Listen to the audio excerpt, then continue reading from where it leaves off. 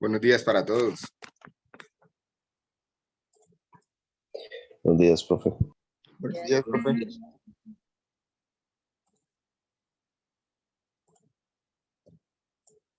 En la clase pasada comenzamos a hablar de algunos conceptos básicos de la clase de ingeniería económica, ¿cierto?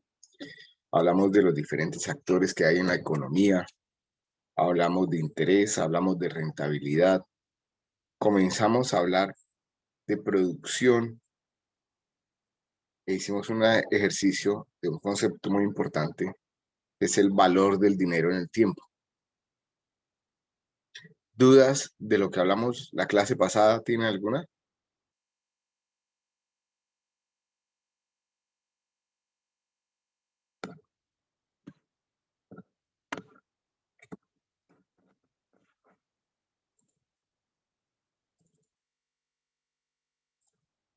Vale.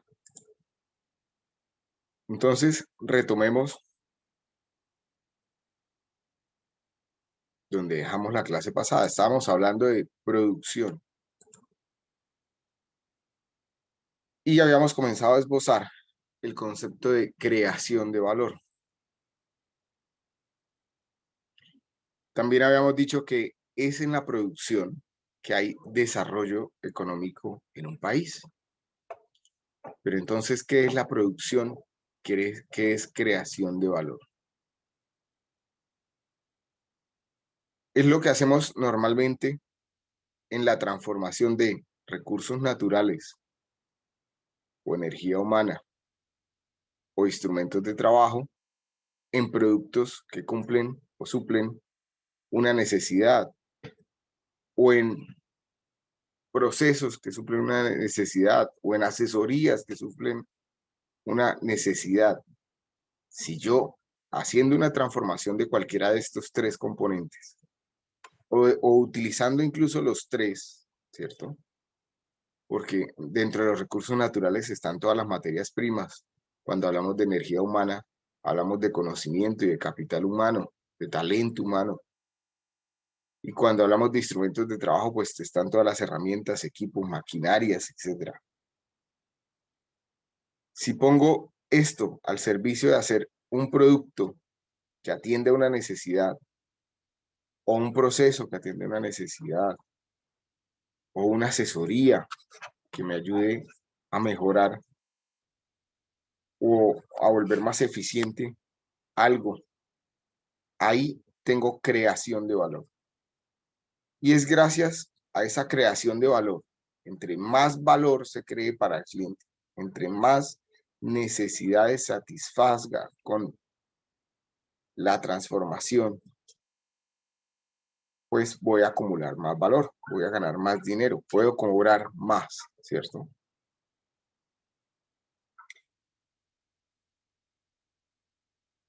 Pero aparte de tener presente qué es creación de valor, que podríamos dejarlo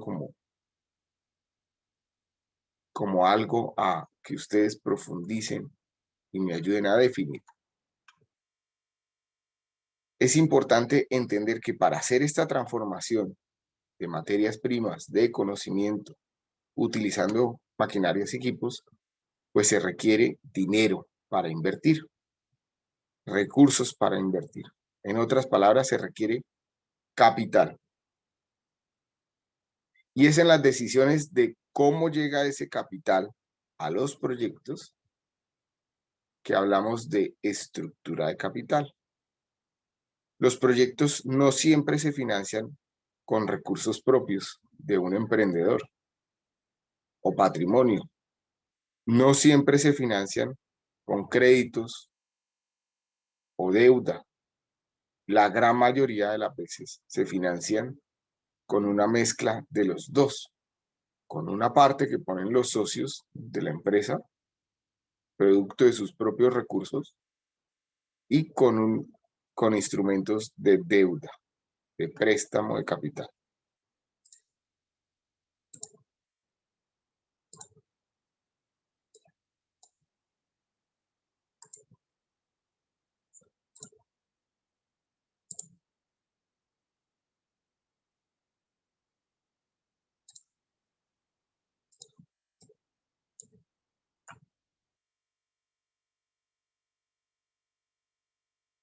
Esta se me coló, ¿cierto? Esto ya lo habíamos respondido la clase pasada. Dice, el cambio del valor del dinero en el tiempo está estrechamente relacionado con el concepto de interés y de rentabilidad.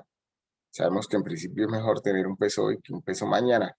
¿Qué hace un inversionista con el dinero hoy? Pues lo puede ahorrar, lo puede invertir, puede generar mayor dinero y demás. ¿Qué pierde un inversionista por no tener dinero hoy? Ah, no, ya recordé por qué la tengo acá. Y es por esa pregunta. Si ya sabemos hasta acá que el dinero tiene valor en el tiempo, que es preferible tener ese dinero hoy porque puede generar mayor dinero gracias al interés o a la inversión. ¿Qué pierde un inversionista por no tener el dinero hoy? ¿Qué opinan?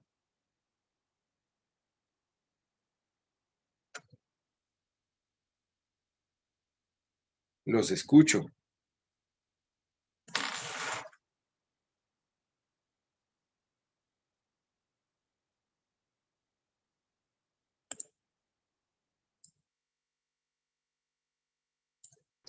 Profe, ¿puede perder como la oportunidad de creación de valor o de acumulación de, bueno, sí, más bien, creación de valor? ¿Me lo repites, porfa, que tenía aquí el audio muy bajito y no te escuché? No sé, se me ocurre que pierde oportunidad de creación de valor. Correcto. Pierde la posibilidad de hacer un desarrollo, de hacer un producto, de invertir ese dinero, ¿sí? De ganar más dinero producto de la inversión. Las posibilidades de hacer procesos de creación de valor. Eso es lo que se conoce como costo de oportunidad. Porque si no tiene la posibilidad de desarrollar proyectos por falta de dinero, pues va a perder la posibilidad de ganarse una rentabilidad. Y esa rentabilidad que deja de ganarse se conoce como costo de oportunidad.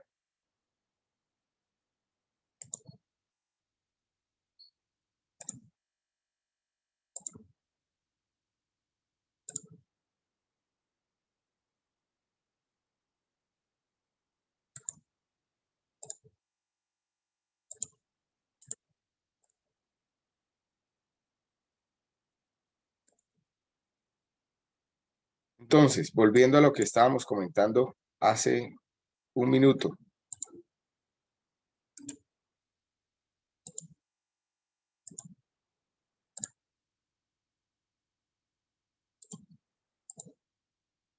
los proyectos se fondean o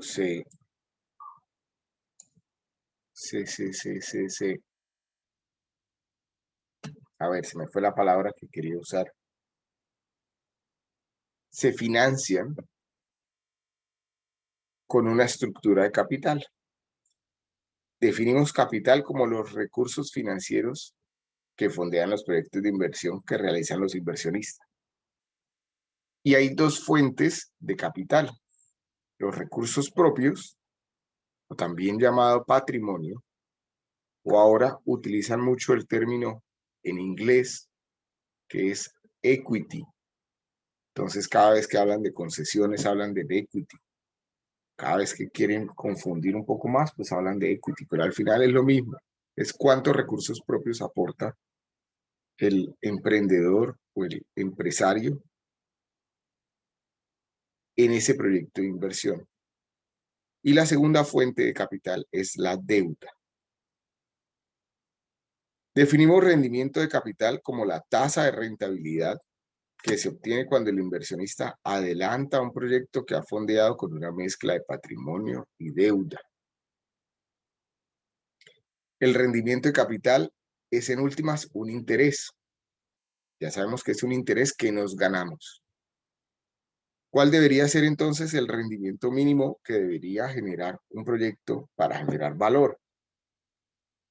Pues ya lo comentamos desde hace 2 clases, ¿cierto? Para comenzar a hablar de ganancias y de un rendimiento mínimo, primero tengo que tener presente cuál es la estructura de capital. ¿Cuánto cuesta la estructura de capital? Es decir, cuánto cuesta el dinero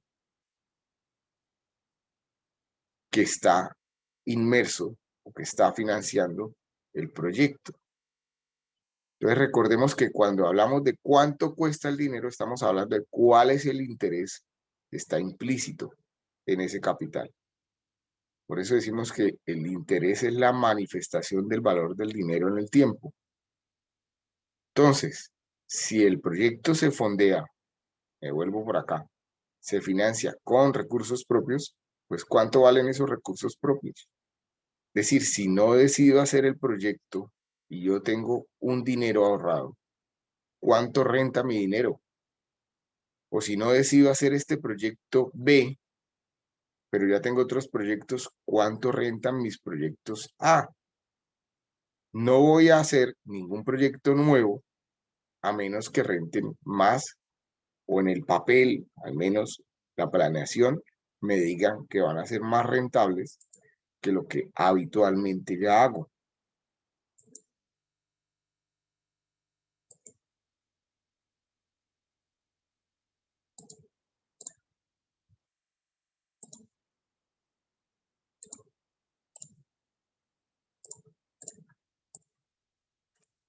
¿Es eso claro? Sí, profe. Y por otra parte, necesito saber cuánto vale la deuda, es decir, cuál es el interés que yo pacto por ese dinero que me van a prestar. Tengo que partir de ahí para intentar responder a esta pregunta, ¿cuál debería ser el rendimiento?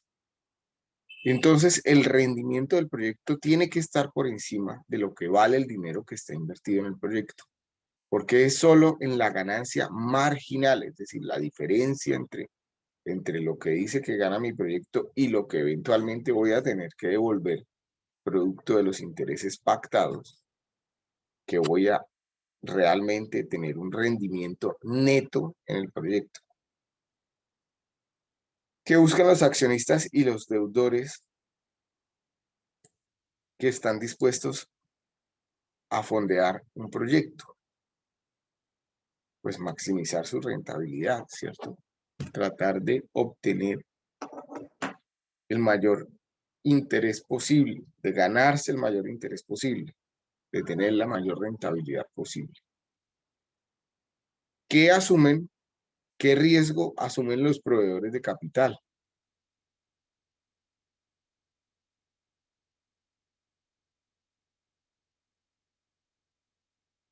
¿Cuál es el riesgo del banco a la hora de hacer un préstamo? Que no paguen. Que no les paguen, ¿cierto? Perder el dinero que prestaron.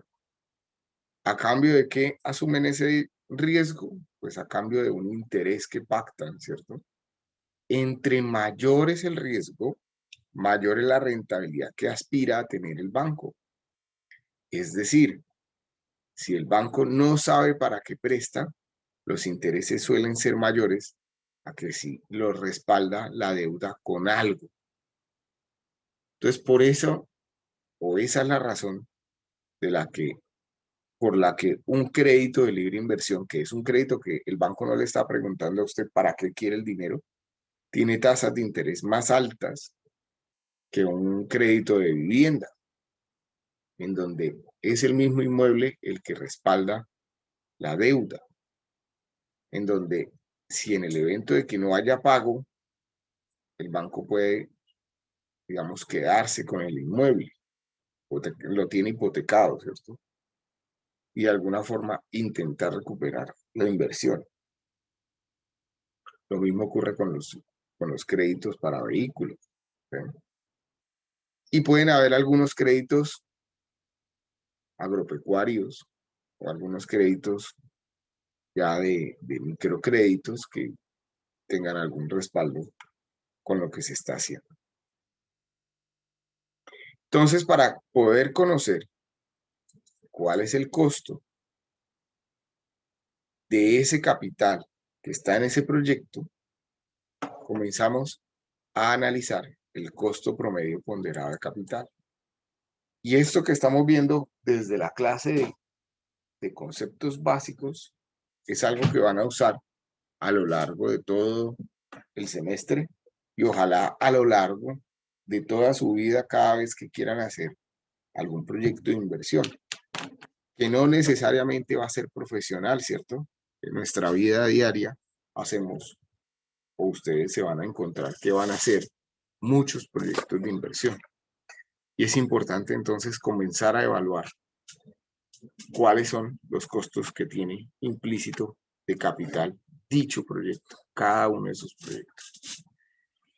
Entonces, el costo promedio ponderado de capital, que en sus siglas es CPPC, se obtiene de dos formas, por financiamiento de patrimonio y por deuda. Ya lo habíamos dicho, el capital se obtiene de esas dos formas. De la combinación del financiamiento resulta el costo promedio ponderado de capital. Si un proyecto se financia con 40% de dinero de préstamo bancario a un 18% anual y 60% con los fondos de una cuenta de ahorros que obtiene un crecimiento del 5% anual, el costo promedio ponderado lo calculan como estamos viendo acá, pero lo vamos a hacer en un ejercicio. Ya lo hacemos en un ejercicio, pero primero conceptualicemos qué es la tasa mínima atractiva de rentabilidad. Una vez tengo el costo promedio ponderado de capital, yo tengo que definir una tasa mínima atractiva de rentabilidad. Ojo, estos dos conceptos que estoy comentando son muy importantes. Son de los más importantes que hay en la clase de ingeniería económica. Si ustedes logran interiorizar y tener presentes estos dos conceptos cada vez que evalúan un proyecto, ya sea laboral o personal, van a tener ganado la mitad del tema prospectivo de esa planeación. Entonces, una vez conozco el costo promedio ponderado de capital, yo debería comenzar a definir cuál es mi tasa mínima atractiva de rentabilidad. La tasa mínima atractiva de rentabilidad establecida y utilizada como criterio para aceptar o rechazar una alternativa de inversión siempre será superior al costo promedio ponderado de capital con el que se debe cargar para obtener los fondos necesarios de capital.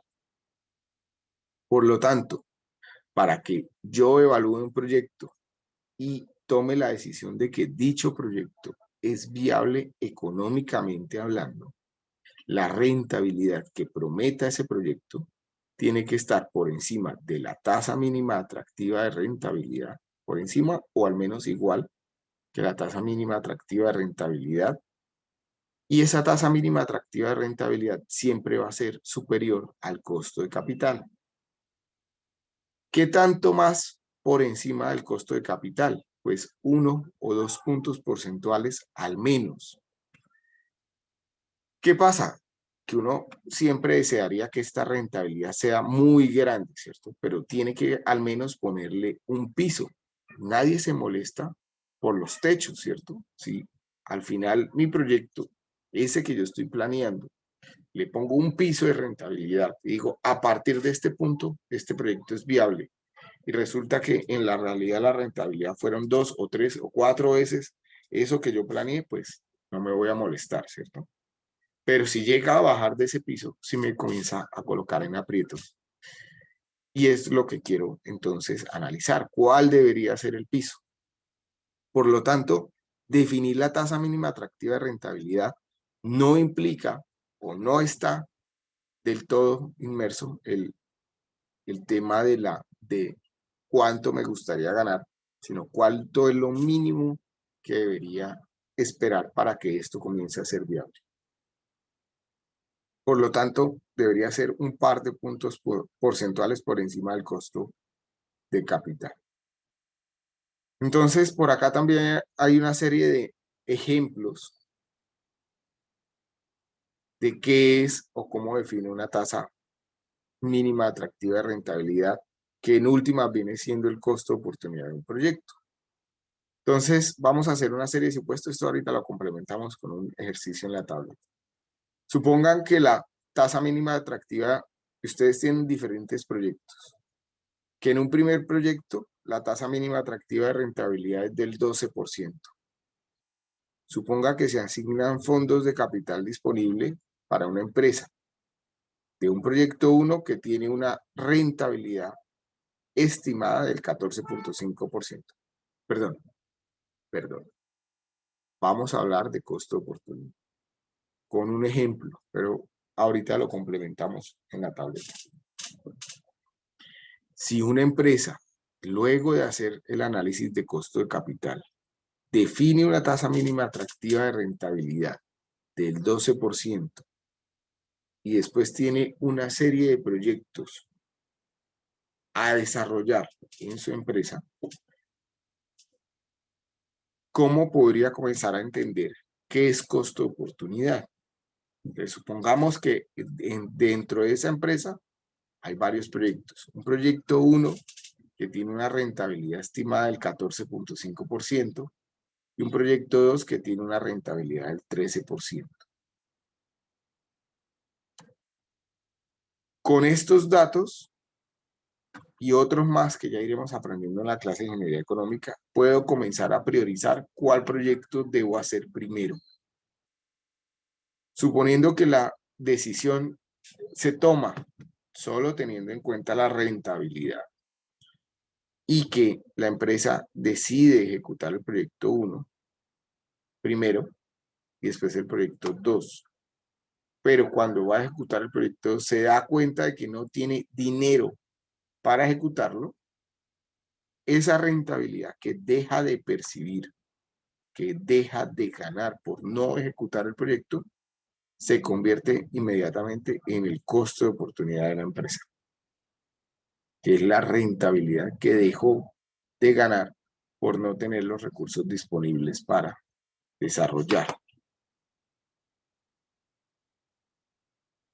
¿Sí lograron entenderme esto que les acabo de decir?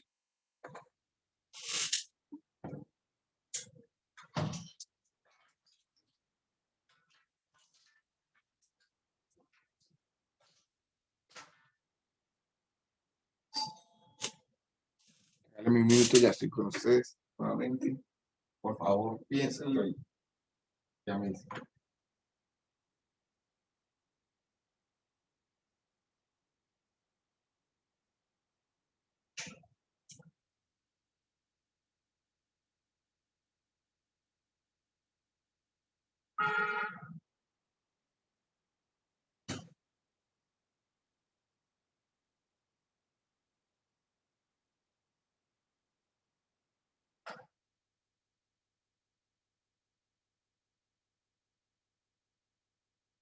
¿Sí me entendieron el tema de costo de oportunidad? Sí, profe.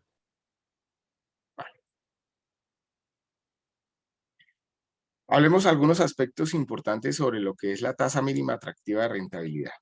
En una empresa, en realidad esa tasa mínima atractiva de rentabilidad suele convertirse en el costo de oportunidad, el cual es el interés del primer proyecto rechazado debido a la no disponibilidad de fondos.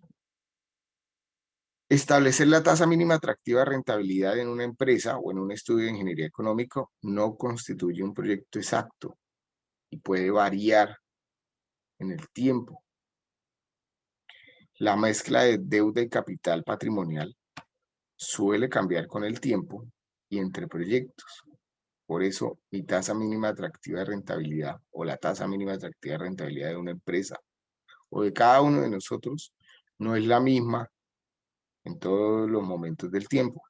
Pero tengo que analizarla en la medida en que vaya a hacer cada uno de los proyectos. Tengo que analizarla a lo largo del ciclo de vida del proyecto, si ha variado o no.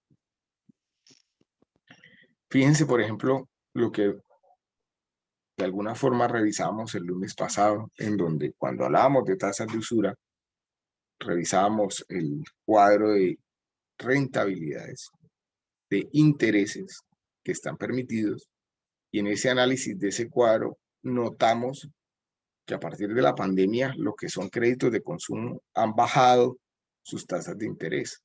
Al bajar sus tasas de interés, pues estaríamos implícitamente bajando la tasa mínima atractiva de rentabilidad. Lo cual, si yo soy un consumidor o si yo tengo que financiar mis proyectos exclusivamente con deuda, me beneficia, pero por otra parte, la rentabilidad esperada de los proyectos va a ser menor también. Asimismo, la tasa mínima atractiva de rentabilidad no es un valor fijo establecido para toda la empresa, sino que varía de acuerdo con los diferentes tipos de proyectos y oportunidades. Entonces, si ustedes el día de mañana tienen una constructora, es probable que ustedes comiencen a definir diferentes tasas mínimas atractivas de rentabilidad en función de los diferentes proyectos que tengan.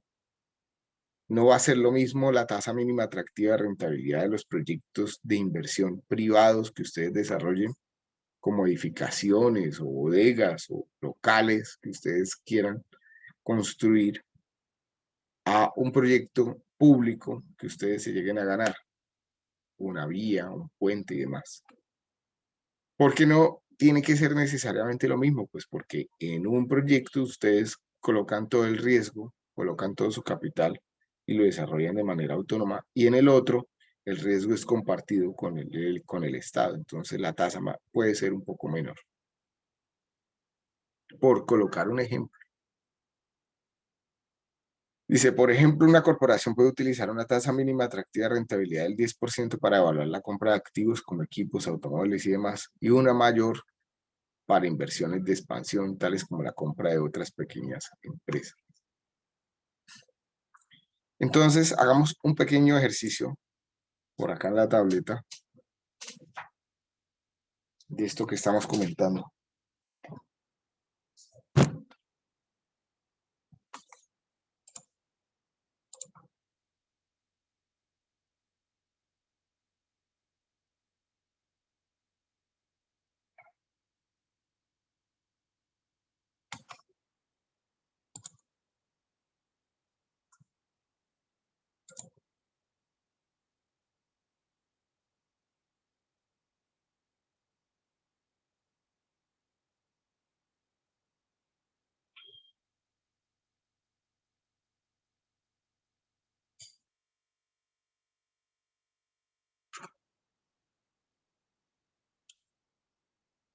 Entonces, supongan que ustedes van a desarrollar un proyecto, que para ese proyecto ya hicieron el análisis de en qué necesitan invertir.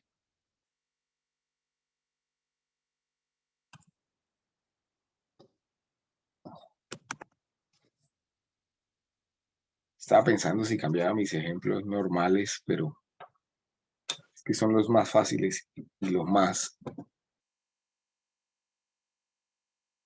que acostumbramos, digamos, a utilizar más. Si ustedes, su proyecto, qué sé yo, es una empresa de empanadas, de hamburguesas o de perros o cualquier otro restaurante, y comienzan a analizar el tema y dicen, bueno, necesito invertir en todo el tema de ollas, menajes, en la remodelación de un local, en las mesas, en las freidoras industriales, en los mesones, no sé. Ya ustedes comienzan a analizar, pero supongan que al final la inversión cuesta 100 millones de pesos.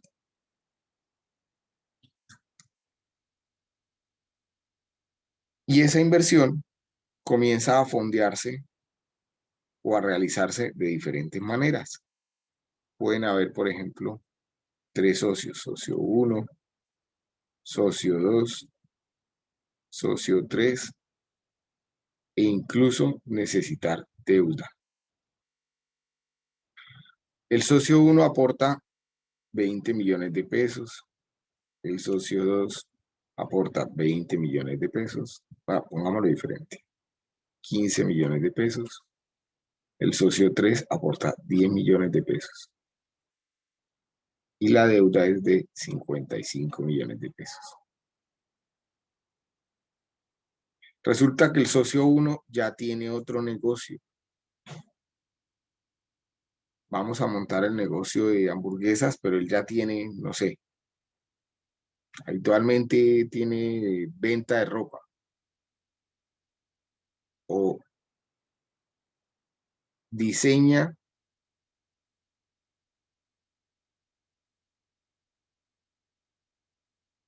tiene la maquila y demás y vende ropa. Y ese proyecto normalmente le genera un 18% de rentabilidad neta.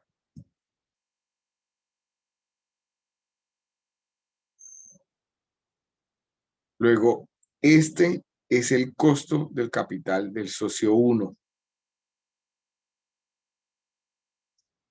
En otras palabras, sería el costo de oportunidad de ese socio 1.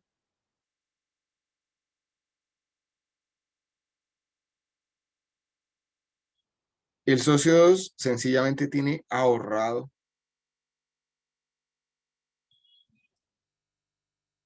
su dinero y lo ahorra en un CDT que le renta un 6% efectivo anual, que vendría siendo su costo oportunidad del socio 2. El socio 3 también lo ahorra, pero con una rentabilidad un poco mayor.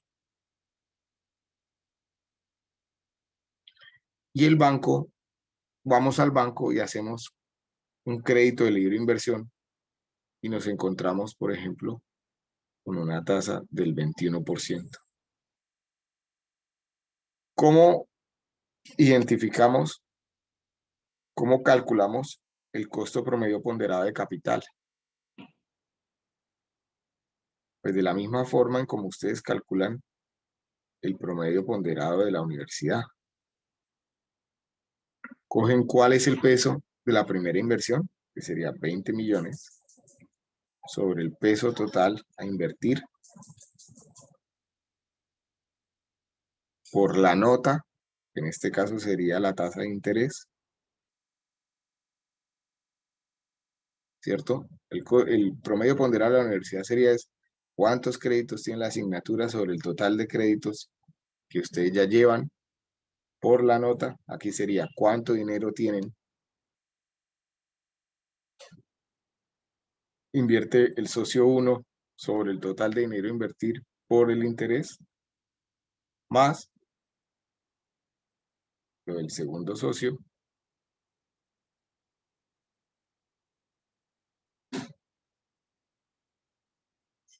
más lo del tercer socio,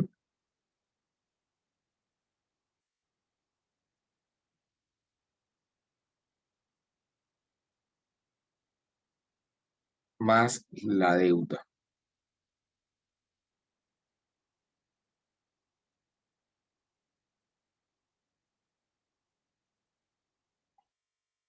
¿Cuánto me debe dar ese costo promedio ponderado de capital? Pues un valor promedio entre el interés más bajo, que es el 6%, y el interés más alto, que es el 21%. ¿Cuánto les da?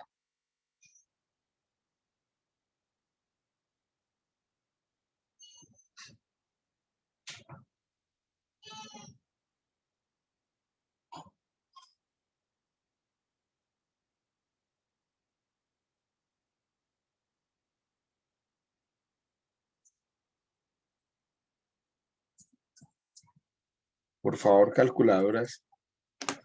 Profe, ¿en porcentaje o en decimal? En porcentaje o en decimal es igual. Bueno, 16.85%. 16,85%. O lo que es lo mismo, 0,1685.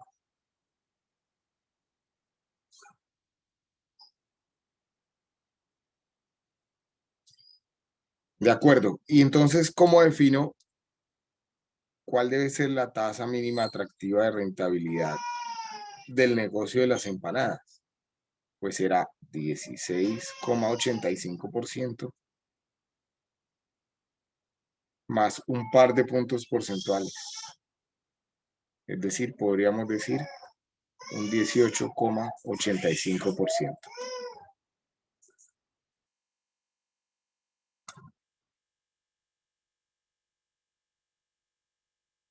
¿Es claro cómo se calculó?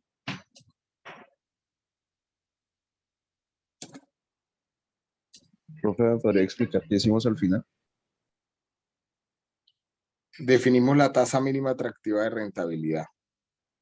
Y lo que era lo mismo que tener el costo promedio ponderado de capital más un 1 o un 2%. Ustedes deciden. Venga, pero a mí me parece muy poquito el 2%. ¿Por qué el 10% y no por qué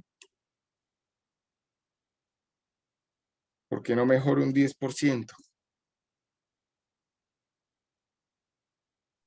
Habíamos dicho que era como un piso, ¿no, profe? Es como lo mínimo. Precisamente, es un piso. Y en la medida en que mi piso sea cada vez más alto, va a ser más difícil encontrar un proyecto viable. ¿Sí? Entonces, debe ser el piso. Debo encontrar cuál es el piso. Entonces, si me interesa el piso, ¿por qué no lo dejo como un costo promedio ponderado de capital solamente? Pues porque al final esto es como la mayoración de cargas que ustedes hacen en estructura, ¿cierto? No es más que un factor de seguridad, lo que yo estoy colocando por acá. De que ese piso, en efecto, se quede por ahí oscilando en donde es. ¿Sí entendieron el cálculo? Y el concepto que es más importante que el cálculo. Sí, señor. Bueno, listo. Hablemos de emprendimiento. Profe, una pregunta. ¿Sí? Es que a mí me queda claro a qué se refieren con piso como tal. ¿A partir de qué punto comienza a ser viable el proyecto? Entonces yo lo que quiero comenzar a entender de mi propia, digamos, características como inversor o como empresa, es cuánto me cuesta el dinero, qué es lo que yo quiero desarrollar como proyecto de inversión y si ese proyecto de inversión, la rentabilidad que obtengo, compensa lo que me cuesta el dinero que voy a invertir. Si lo compensa, o sea, si comienza a haber una ganancia marginal, que es marginal, si la ganancia que obtengo me permite cubrir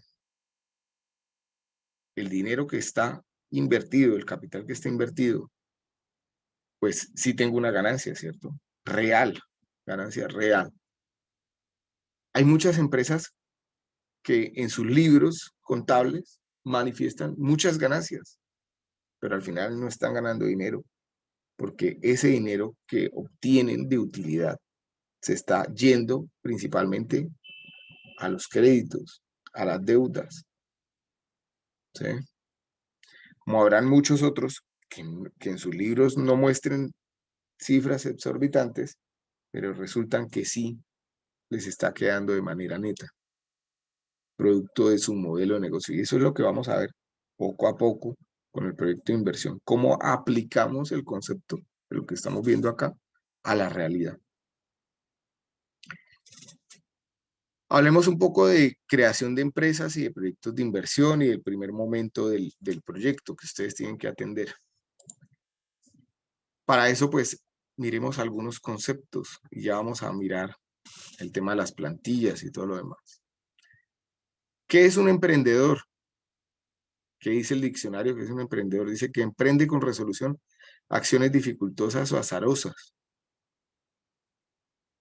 ¿Qué es emprender? Dice acometer y comenzar una obra, un negocio, un empeño, especialmente si encierran dificultad o peligro. Entonces, fíjense que en estas dos definiciones hay algo que no tiene por objeto desanimarlos ni mucho menos, sino que nos está advirtiendo que hay riesgos en el proceso, ¿cierto? Que hay dificultades, pero en la medida en que nosotros las planeemos, pues van a ser más fáciles de atender. También dicen por acá, emprendedor, persona o grupo de personas que descubren una oportunidad, consiguen un proyecto y lo ponen en práctica. A lo largo de nuestra vida nosotros pensamos en muchas oportunidades de inversión y se quedan en eso, ¿cierto? En una simple idea. Para pasar de la idea a ser un emprendedor, pues tenemos que desarrollarla, ¿cierto? Tenemos que concebir el proyecto. También existen unos intraemprendedores, que no son otra cosa que personas que están contratadas para emprender dentro de las empresas. ¿Emprender en qué? Diría uno. Pues dentro de las empresas, muchas veces hay proyectos internos que buscan, por ejemplo, optimizar un proceso, innovar en un producto o estar mirando en el mercado qué otras empresas son similares e intentar desarrollarlas y adquirirlas, o adquirirlas y desarrollarlas. Fíjense que entre más grande es la empresa, más común el tema. Empresas como Google, como Facebook, constantemente están mirando qué hay en el mercado que pueda complementar sus servicios y lo compran, ¿cierto? Facebook compró Instagram, compró WhatsApp, ¿cierto? Y Google ha hecho lo propio con infinidad de otras que tienen por ahí. ¿Cuál es la diferencia entre un emprendedor, un ejecutivo y un líder? Pues el emprendedor es el que normalmente crea la empresa, suele verse como el verdadero empresario, con frecuencia es el propietario y es alguien que fue capaz de detectar una oportunidad y de transformarla en una empresa. El ejecutivo es el que resuelve ciertos problemas que se presentan en la vida de las empresas. Y dependiendo de su experticia, pues algunos están enfocados a las finanzas, otros al marketing, otros, etc. Y el líder es aquella persona que es capaz de generar una imagen futura de la situación de la empresa y arrastrar a todas las partes involucradas para hacer realidad esa imagen. Entonces, no necesariamente es la misma persona, ¿cierto? Puede haber un emprendedor que a su vez sea ejecutivo y líder, o puede haber un emprendedor que sea líder, ¿cierto? De hecho, los casos más emblemáticos en el tema de emprendimiento suele ser de un emprendedor que empatiza bien con su clientela y que suele ser un buen líder, o por lo menos logra transmitir su visión y hacer que la gente se movilice para lograrla.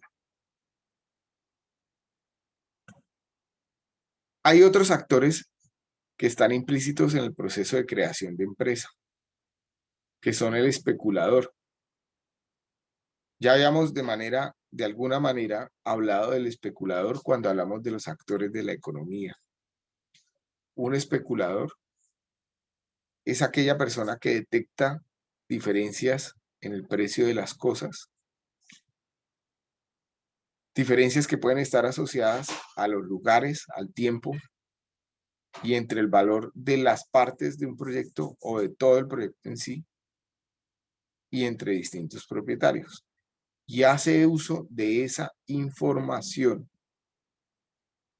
para tratar de influenciar en el precio. Suelen ser especuladores, por ejemplo, los corredores de bolsa, ¿cierto? Los traders son especuladores. Obviamente, para influenciar en el precio, siendo un trader, pues tiene que uno tener una participación importante o manejar el dinero de muchas personas, ¿cierto? En Mural, ya que hablamos del especulador, en Mural, si ustedes ingresan a Mural, por acá donde dice conceptos básicos, ya tienen un foro en donde espero que ustedes debatan si Elon Musk actuó o no como especulador. Pregúntense esto.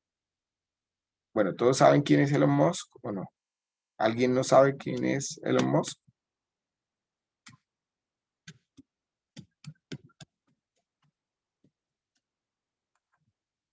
El fundador de Tesla. El fundador de Tesla, el fundador de PayPal, el fundador de SpaceX, el fundador de Neuralink y otras más que vendrán, seguramente. Hace unos meses el hombre más rico del mundo, ¿cierto? ¿De qué depende o de qué ha dependido de que hoy, por ejemplo, no sea el más rico del mundo? Pues de la valoración de su empresa, que subió mucho y después bajó nuevamente. Pero está dentro de los top 10 de los más ricos del mundo, ¿cierto?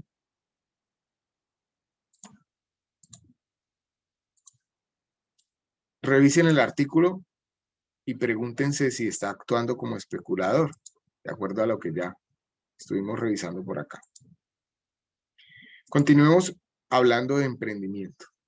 Una empresa se comienza con humildad, porque normalmente no hay mucho dinero, con sacrificio, porque normalmente se necesitan más de 40 horas semanales de esfuerzo para hacerla crecer, consolidarla y convertirla en un negocio rentable en el tiempo.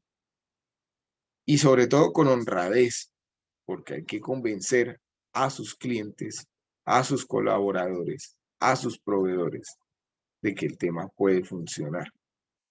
Y en la medida en que yo lo haga honradamente, sin mentiras, pues, que ni siquiera me estoy refiriendo a algo más grave, sino sobre todo con proyecciones realistas, pues yo puedo más fácilmente hacerme función de líder y convencer de cuál puede ser o cómo puedo lograr la visión de mi empresa. El momento para una empresa también es importante. Hay que reflexionarla, hay que pensarla bien y hay que tomar el tiempo que eso requiere. Cada vez va siendo más corto esto que estamos hablando de reflexionar, de pensarla, de ponerla en práctica. Pero también nos podemos referir al momento como el momento apropiado para entrar en el mercado, una u otra idea, ¿cierto? No pueden haber ideas muy buenas, pero que no se han desarrollado todavía porque no es el momento apropiado. Porque para su desarrollo, por ejemplo, necesiten de otros desarrollos previos que abonen el camino para que la idea sea bien recibida por los clientes, etc. Casos, pues pueden haber muchos. Ahorita no tengo en mi mente alguno presente como para comentar o para explicarles a qué me refiero, pero digamos hasta, o bueno, por decir algo, un teléfono inteligente es una buena idea o fue una buena idea el día que lo desarrollaron. Probablemente no la desarrollaron antes del 2010, no habían, por ejemplo, teléfonos inteligentes. No porque seguramente no se les haya ocurrido, sino porque de pronto no había un desarrollo en la tecnología suficiente para eso.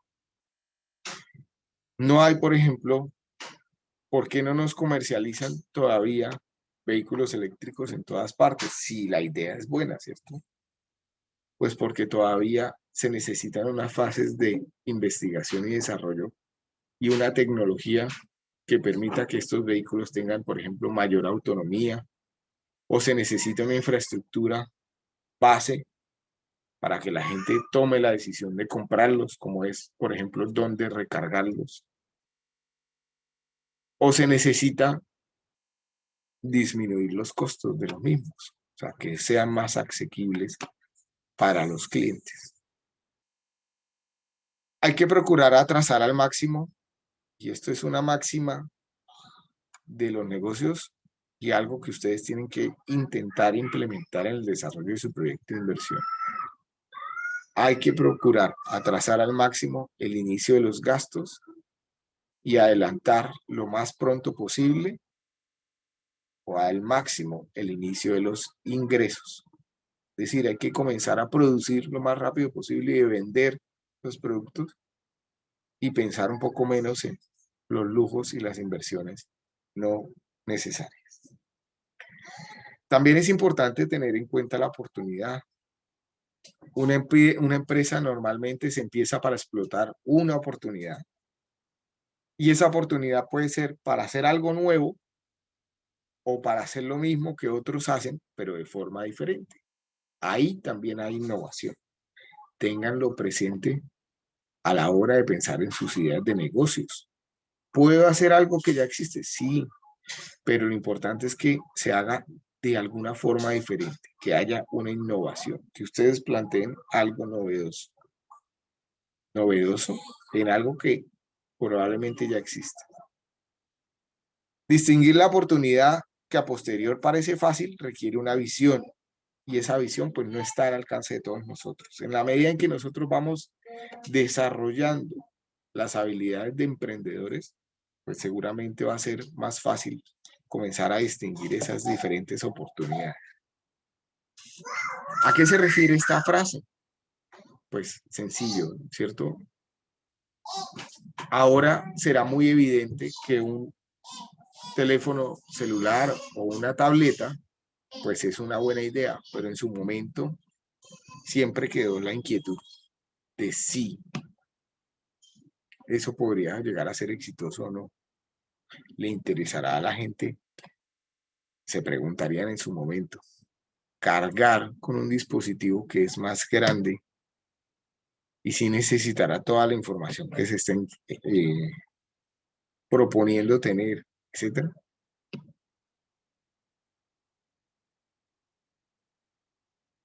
Ese tipo de cosas, pues, dentro del mundo tecnológico comienzan a ser interesantes, pero hablemos de innovaciones en la construcción. Todos han visto los apartamentos más tradicionales, ¿cierto? Donde la cocina está cerrada y aparte en la casa. Una innovación, en términos de edificación, está relacionada con el diseño, ¿cierto? Que ahora convierte la cocina en espacios sociales de la casa, ¿cierto? E incluso decorativos de la casa. En los nuevos apartamentos ve uno cada vez más la cocina ahí, en la mitad de la sala, ¿cierto? Y a la vista. Tan pronto abre uno la puerta, lo primero que se encuentra es al fondo una cocina en forma de isla. ¿Sí lo han visto o no?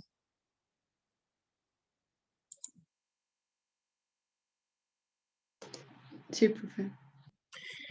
Y pues arriesgarse a tomar ese tipo de decisiones, a ese tipo de innovaciones y saber si eso va a funcionar, pues al principio es complicado, ¿cierto?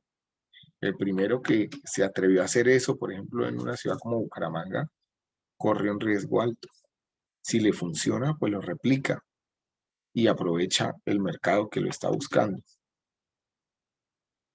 Nos referimos a ese tipo de cosas, ¿cierto?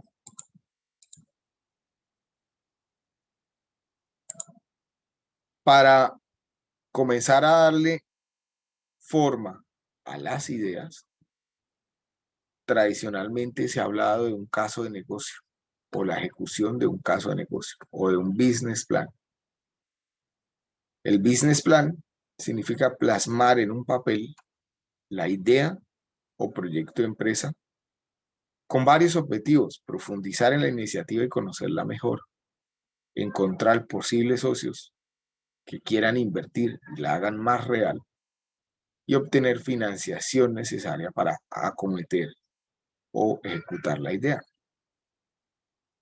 Normalmente, ese business plan o caso de negocio suele tener 10 pasos iterativos que lo hacen exitoso, lo pueden ayudar este proceso a ser exitoso esa idea de negocios o la planeación de esa idea. El primer paso es definir la actividad en la que se quiere emprender. Segundo, encontrar cuál es el estado de avance de esa idea, ¿cierto? Si ya hay otros desarrollos parecidos o si ya está consolidado el desarrollo, si hay clientela y demás. Definir las condiciones de mercado, me adelanté. Aquí está lo de la clientela. Definir las condiciones de mercado, definir cuál es la competencia y cómo estoy posicionado frente a la idea. Definir cuáles son los objetivos principales, desarrollar una estrategia para conseguir esos objetivos, identificar los posibles riesgos y las posibles oportunidades, planear cómo limitar los riesgos y potencializar las oportunidades, implementar las estrategias como planes de trabajo, es decir, llevar la estrategia al día a día, y después preguntarnos si con eso que se planeó se gana dinero. Si sí, pues haríamos un resumen ejecutivo, unas conclusiones e intentaríamos, ya tendría mi casa de negocio completo y ahora es intentar ejecutarlo. Si no, pues entraríamos en un proceso iterativo, ¿cierto?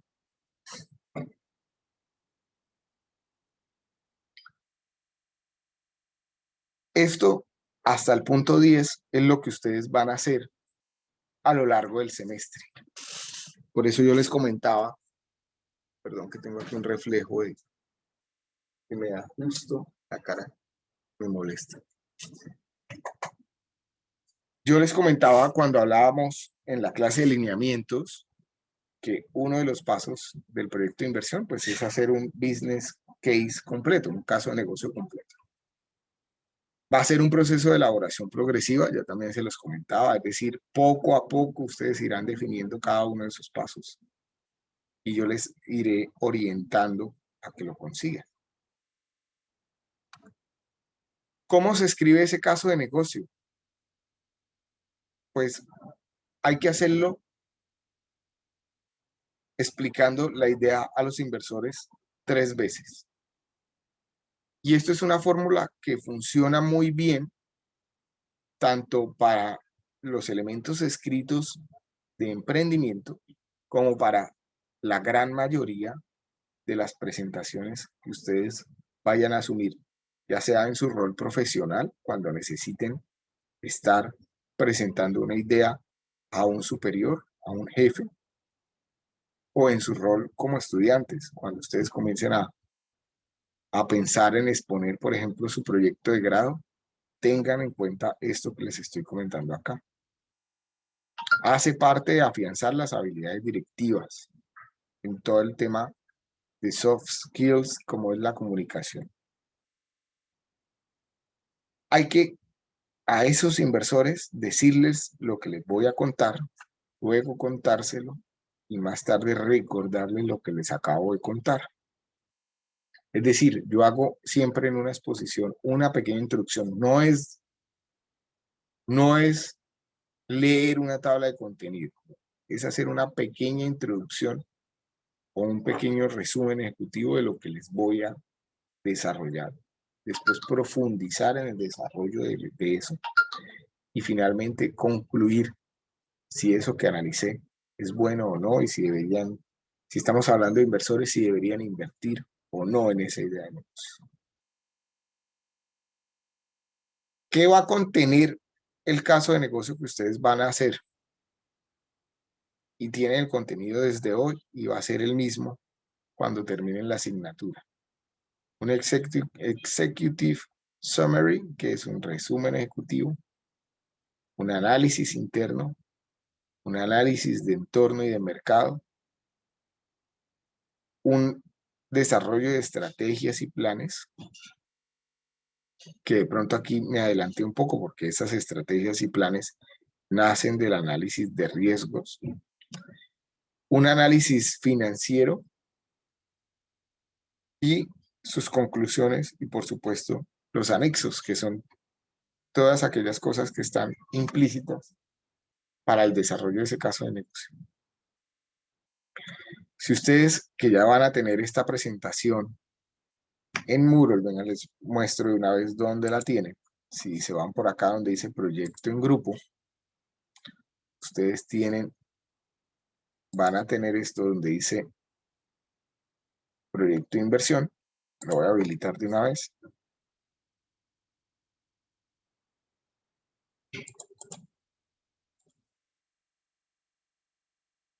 El video de la clase la montamos ahorita.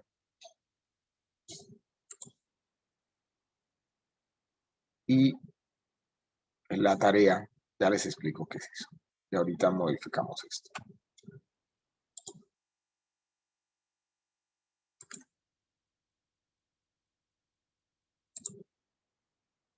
Entonces la presentación la tienen ahí en proyecto de inversión o proyecto en grupo en el campo donde dice emprender. Si ustedes pican, hacen clic acá en esta imagen, pues van a llegar a un resumen ejecutivo de un caso de negocio de una empresa de remodelaciones. Entonces, no sé si les ayude a activar su sistema reticular y enfocarse en esas ideas de negocio. Ya hablamos un poco de eso. ¿Qué características tiene que tener el negocio que ustedes vayan a desarrollar en grupo? Primero, que tiene que ser 100% legal. Segundo, que debe crear valor. Es decir, deben haber procesos de transformación de materias primas utilizando conocimiento o talento humano, herramientas, equipos y maquinaria para saciar una necesidad que haya en el mercado. Crear un conjunto de beneficios que atraen a un cliente para comprar un producto o un servicio. Pueden crear un producto o pueden crear un servicio. Es válido. Y debe atender una necesidad. O sea, lo primero que debo comenzar a preguntarme con mis ideas de negocio, ¿sabes? Que ustedes ya comenzaron a listar, es si atienden o no una necesidad. ¿Qué necesidad estoy tratando de atender? Muy importante, no está escrito, pero es un requisito. No van a desarrollar proyectos que impliquen comprar algo barato para vender ese mismo algo más caro. Tiene que haber transformación. Tiene que haber creación de valor para que la idea sea válida. La idea que van a desarrollar, todas las ideas son válidas. Incluso la de comprar cosas baratas para venderlas más caras, digamos, como proyectos de inversión a futuro de ustedes, es válido. Pero para el tema académico, la idea que seleccionen y que van a desarrollar, que van a planear a lo largo del semestre, tiene que crear valor. ¿Es esto claro? Sí, profe. Por favor, levanten la mano todos los que estén de acuerdo y tengan claro con lo que acabo de decir.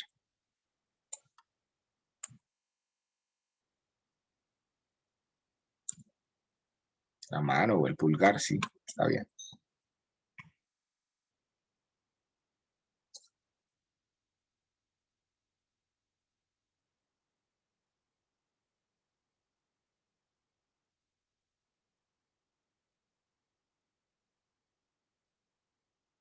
Dairo, ¿tienes alguna duda o sencillamente?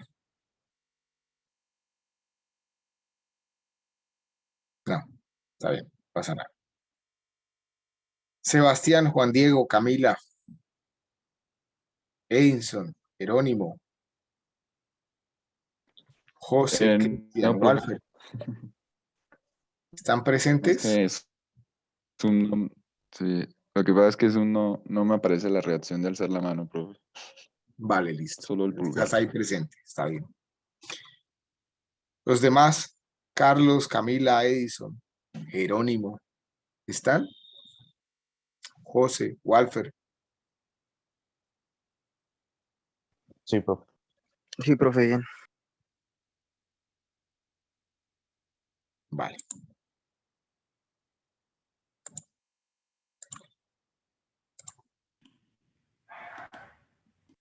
Listo. Hablemos entonces un poco de la plantilla de ideas de negocios. ¿Cómo la van a diligenciar. Entonces, vuelvan los que no saben qué es esta plantilla y dónde la encuentran. Si se van por acá a Moodle, donde dice proyecto en grupo, por acá el primer apartado donde dice ideas de negocio, la pueden descargar acá. Es un ejercicio que tienen que hacer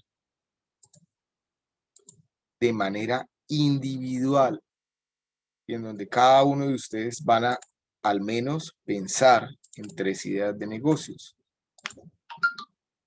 Es esta plantilla que tienen acá. ¿Qué es lo primero que van a hacer? Pues listar una serie de ideas. ¿Tienen que ser 5? No. Tienen que ser mínimo 3, pero pueden ser máximo 50, 100, 200, las que ustedes quieran. Después de que la listen, van a hacer una descripción del modelo de negocio. Después de que hagan la descripción del modelo de negocio, van a preguntarse si esas ideas son 100% legales, si atienden una necesidad y si en el desarrollo de la misma se crea valor. Si alguna no cumple estas características, la borran de una vez, inmediatamente. Y después van a comenzar a valorar las ideas de manera cualitativa. Cualitativa. ¿Cómo? Pues aquí les coloco una primera valoración y es si la idea de negocios está relacionada con la ingeniería civil. Si está relacionada con la ingeniería civil, muy relacionada, le dan un 5. Por acá arriba tienen una pequeña descripción de cómo debe ser esa valoración, ¿cierto? En los encabezados. Entonces, fíjense que aquí dice, califique de 1 a 5 la idea, 1 para la que no tiene relación y 5 para la que sí tiene relación. A ver, yo había comenzado, hay algunas que van a calificar de manera general, es decir, no todas las comienzan a calificar de manera independiente, sino que van a tener el listado de todas. Y hay unas como el tema de si son escalables, si son innovadoras y se me perdió la otra. Y la inversión, que van a hacerlo en contexto, o sea, frente a todas. Ya les explico cómo cuando lleguemos acá. Entonces, la primera es si tienen relación con la ingeniería civil. Si tiene relación con la ingeniería civil, entonces le dan un 5. Si no tiene relación con la ingeniería civil, porque, por ejemplo, la idea es, qué sé yo, hacer tarjetas para invitaciones de grado y demás. No importa que sea para invitaciones de grado de ingeniería civil. Esa no tiene relación. Le colocan un 1. Segundo es qué tanto me apasiona la idea, qué tanto me gusta, qué tanto me llama la atención. Si me llama mucho la atención, le doy un 5.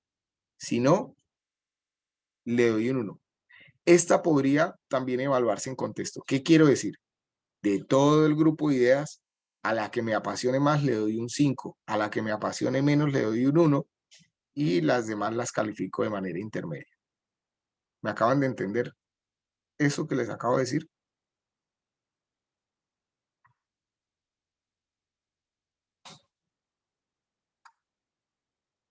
¿Sí? Sí, señor, pero profe, ¿cuáles son las Ajá. que hay que evaluar aparte de pasión, inversión e innovación? Creo que O sea, falta. van a evaluar todos los aspectos, pero hay unas que van a evaluarlas frente a todas las ideas. Es decir, cuando ya tenga todas las ideas listadas, a la idea que me apasione más, que me guste más, le voy a dar un 5. A la que me guste menos, le voy a dar un 1 y a las otras las califico de manera intermedia. Hay otros aspectos que los evalúo de manera individual. Es decir, a esta idea que se llama ladrillos ecológicos, comienzo, ¿está relacionada con la ingeniería civil? Sí. Entonces, ¿qué tanto? Bastante. Le doy un 5. ¿Sí? De manera individual. Entonces, lo que es pasión, voy a resaltarlas en amarillo. Pasión, inversión, qué tan escalable es y qué tan innovadora o novedosa es. Estas las voy a analizar en contexto con todas. de manera, teniendo en cuenta todas las ideas que ya estoy evaluando. Eso con el objeto de que las valoraciones nos queden diferentes y al final resalte una, ¿cierto? Que es la que me ayude a elegir cuál estructurar. Bueno, ya hablamos de la relación con la ingeniería civil, ya hablamos de la pasión, pasamos al siguiente, valores y objetivos. ¿Qué tanto se alinea la idea de negocio, la descripción del modelo de negocio con mis valores y mis objetivos personales? Entonces les coloco un ejemplo. Si yo quiero, yo pongo por acá, qué sé yo, una idea de negocio, montar un motel, pero eso no se alinea con mis valores, pues lo califico como 1. ¿Un motel es una idea de negocio válida? Sí, pero probablemente ni me apasiona, ni se alinee con mis valores. Entonces le coloco un 1. Si sí está alineado con mis valores. Caso, por ejemplo, qué sé yo, construcciones sostenibles y amigables con el medio ambiente y resulta que a mí todo lo que sea medio ambiente está alineado con lo que quiero que sea mi vida, pues entonces le doy un 5. ¿Es claro el tema?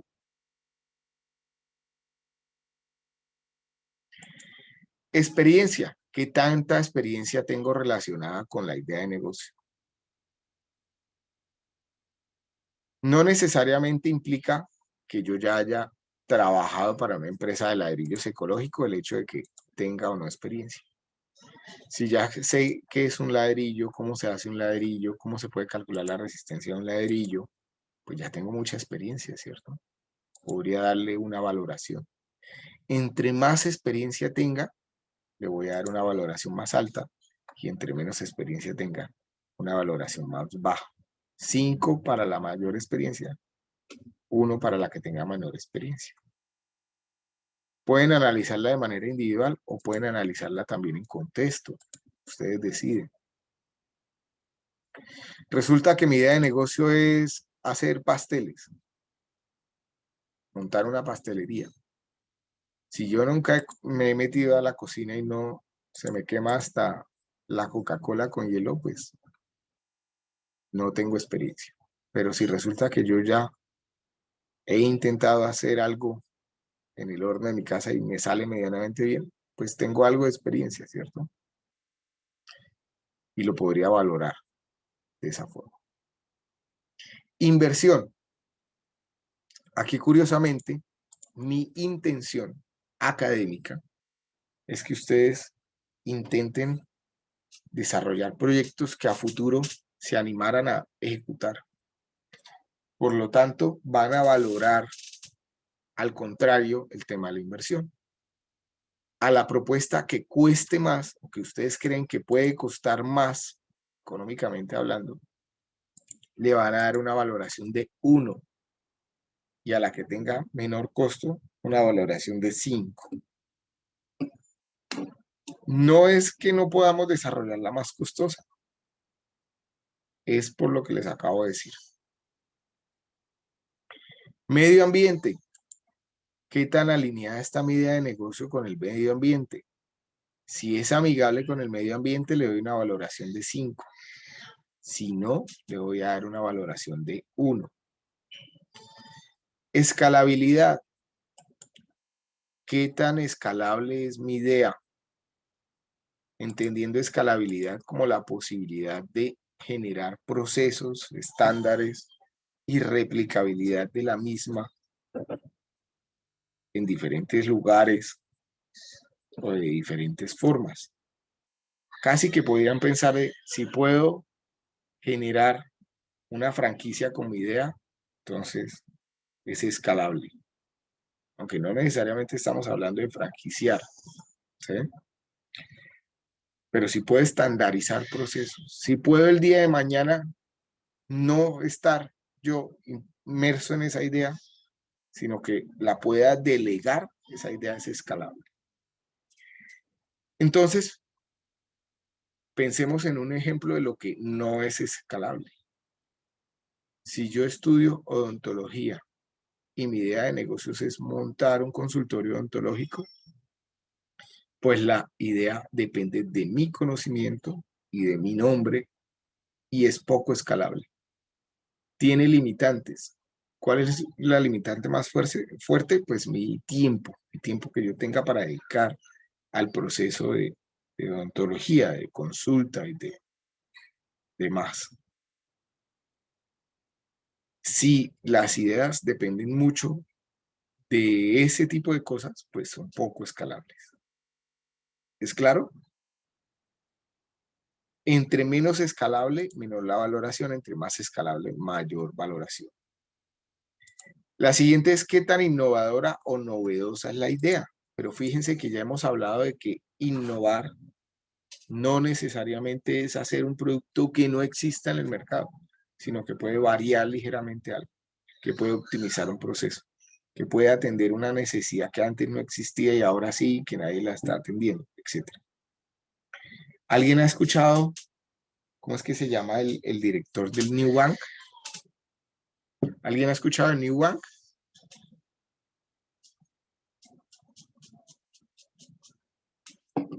¿Alguien sabe qué es New Bank?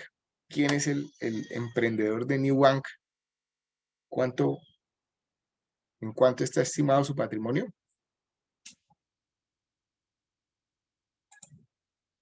No, profe, la verdad no. Pues el emprendedor de New Bank, que es un banco que arrancó aproximadamente, si no estoy mal, por allá en el año 2010 en Brasil, es un colombiano. Su patrimonio en este momento está valorado en 5.200 millones de dólares. O sea que está dentro del grupo élite de los más ricos del mundo. Después de Sarmiento Angulo, es de los más ricos de Colombia, ¿cierto? Y su innovación estuvo en el hecho de que el banco que él creó es completamente digital y tiene 0 costos en la mayoría de sus productos. O sea, no cobra no cobra cuotas de mínimas en las tarjetas de crédito, no cobra cuotas en sus en sus cuentas de ahorro, etc. Esa pequeña innovación, o esas dos, no son pequeñas. Esas dos innovaciones no son pequeñas, son grandes innovaciones. Esas dos innovaciones de no cobrar, de bajarle a las tasas de interés y de hacerlo todo digital, el modelo de negocio digital permite que se reduzcan los gastos fijos y que por ende él pueda competir en el mercado quitando esos costos. ¿Sí? Al final, gana mucho más que los bancos tradicionales que cobran mucho, pero que tienen gastos fijos muy altos. Ya hablaremos de eso cuando desarrollemos el proyecto. Pero esa innovación, que no es pequeña, pues es grandísima. Pero fíjense que el negocio es el mismo, bancos. Que los productos son los mismos, cuenta de ahorros, tarjeta de crédito, cuentas corrientes, CD3, fiducuentas, etc. ¿Sí? Entonces, innovar no es hacer algo completamente nuevo ni diferente a algo que no exista, no, puede ser cambiar la forma de hacer las cosas. Entre más novedosa, a la idea más novedosa de todas las que hayan listado le van a dar un 5, a las que crean que tienen menos innovación le van a dar un 1. Y pueden valorar de manera intermedia todas las demás. Esta es simplemente una casilla de verificación. La L es una casilla de verificación, la voy a colocar en otro color. En donde ustedes van a evaluar si están creando un producto o un servicio. Si están creando un producto o un servicio, lo valoran con 1. Si no están creando un producto o un servicio, lo valoran con 0. Y por acá, en donde estoy haciendo la evaluación total de cada una de las ideas de negocio, fíjense que estoy multiplicando por esa casilla de verificación. Es decir, si no genero un producto o un servicio, sencillamente esa idea no es válida. Debería salirle 0 en su valoración total. Es claro lo que acabamos de comentar y es claro cómo deben hacer la evaluación cualitativa de su idea de negocio, de sus ideas. Sí, señor, profe. Vale, entonces tienen hasta el 21, hasta la próxima semana, para cargar sus plantillas diligenciadas acá. Nos dice entrega de ideas de negocios de manera individual. ¿De acuerdo?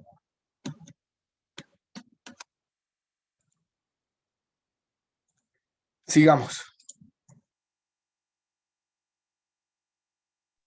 Profe, una pregunta. ¿Sí? En la descripción del modelo de negocios, ¿hay que seguir no sé, algunos parámetros o responder a algo como tal? Gracias, Valentina. Voy a intentar dar respuesta a eso precisamente con lo que vamos a hablar ahora. Ustedes deberían intentar en esa descripción de ideas de negocios hacer una pequeña propuesta de valor, que es una descripción sencilla, detallada y fácil de entender por parte de un cliente.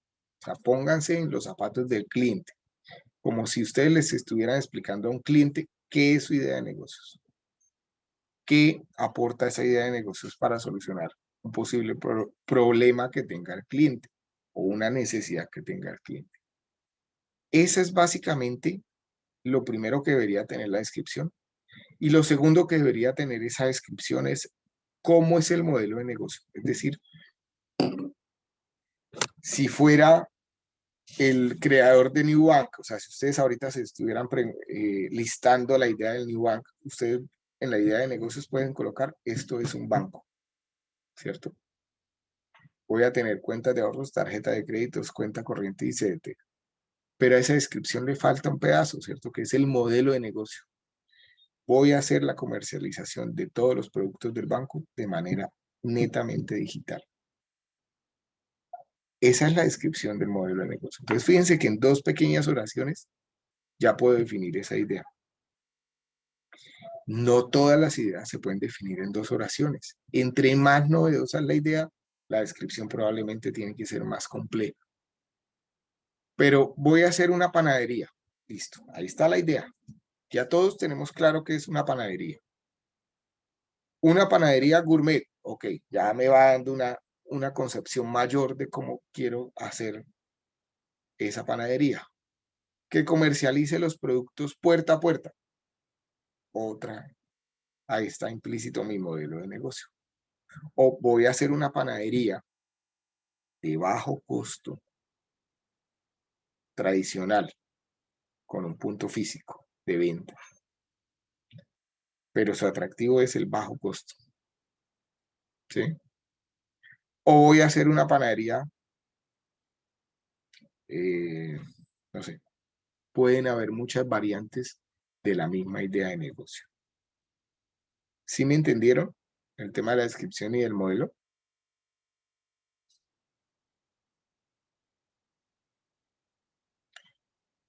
Entonces, la tarea es comenzar a redactar cuál es la propuesta de valor de la idea de negocio seleccionada. Lo primero que van a hacer es sus ideas individuales y después van a comenzar a trabajar en grupo. ¿Qué debe tener el reporte inicial del proyecto? Que es el primer entregable en grupo. Ojo acá, 7 cosas, pero relativamente sencillas. Primero, una evaluación cualitativa de todas las ideas de negocio del grupo. Es decir, si el grupo está conformado por 4 personas, deben evaluar al menos 12 ideas de negocios. Lo segundo que van a hacer es seleccionar una idea de negocios y justificar por qué seleccionan esa idea de negocios. Eduardo me pregunta si se puede añadir una foto de un producto similar. Por supuesto, Eduardo, eso, claro, eso ayuda a visualizar y es bienvenido y sí se puede hacer. Lo tercero que van a hacer es de la única idea de negocios, de la única que ya seleccionaron y van a desarrollar, van a hacer la propuesta de valor, que es la descripción de la idea, ya digamos con más carne, esa descripción, y sobre todo la descripción del modelo de negocio del emprendimiento del proyecto de inversión. Describir el modelo de negocio es muy, muy, muy importante. No basta decir, voy a colocar una panadería. Hay que describir cómo es el modelo de esa panadería. Voy a colocar una panadería de barrio en un punto físico, en donde voy a vender en unos horarios preestablecidos. O voy a colocar una panadería que funciona 24 horas al día, que se pueden hacer pedidos online. Es muy diferente el concepto, digamos, el negocio detrás. El core del negocio sí es una panadería, venden pan y demás, pero el modelo de negocios es completamente diferente. ¿Es claro? Hasta acá es claro, hasta el punto 3 es claro. Me voy a devolver un poco. Entonces, la plantilla que tienen que hacer de manera individual, ustedes tienen hasta el 21 para cargarla de manera individual.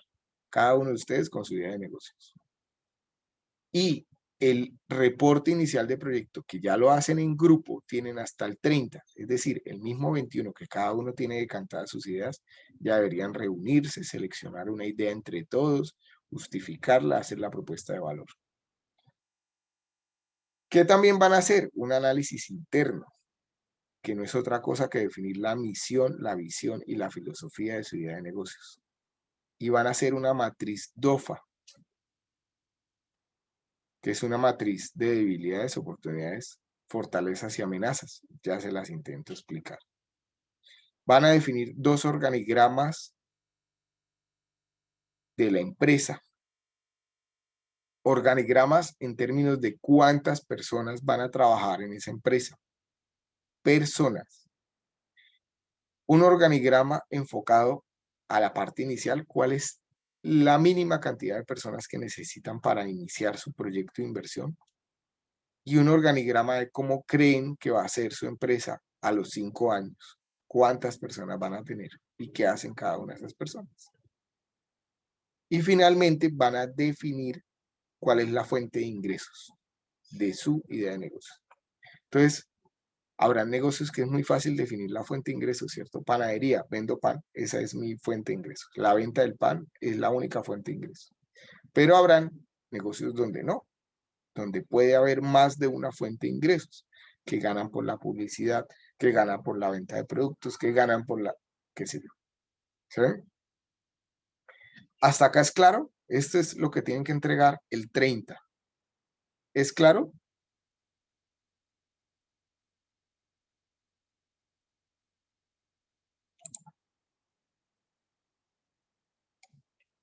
Voy a asumir que sí, aunque el silencio me preocupa.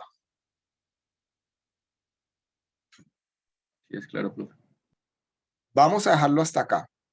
En la próxima clase retomamos y les explico paso a paso qué es el análisis interno, cómo deben hacer su matriz DOFA, cómo deben hacer sus organigramas. Por favor, vayan pensando en los 3 primeros puntos y en la valoración de sus ideas de negocios. ¿Dudas o inquietudes?